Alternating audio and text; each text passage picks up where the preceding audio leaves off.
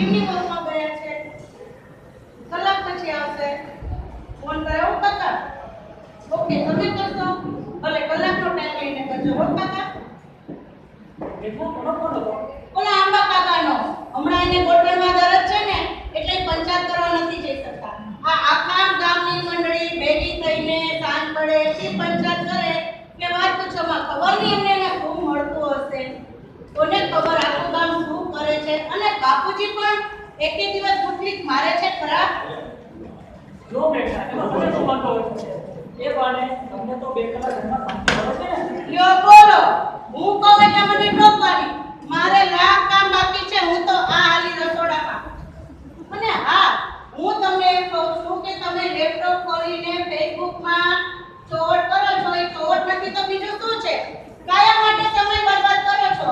તમને એમાં શું મળે છે? મજા આવે તો અહીંયા આવ જો.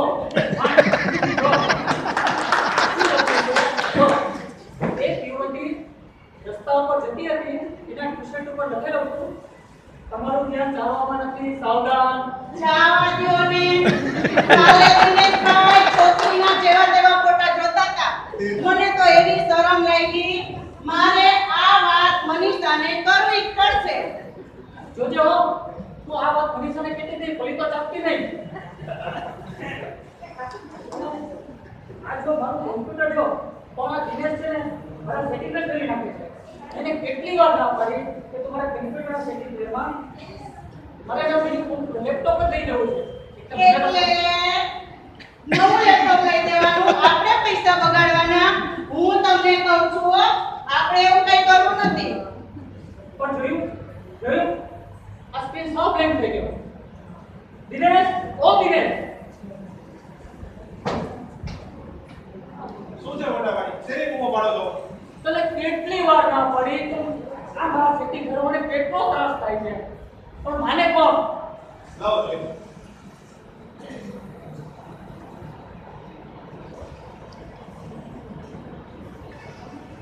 આ થઈ ગયું. ચાલો, એક તો આવડે નહીં એટલે કોકને ગાળો દેવી.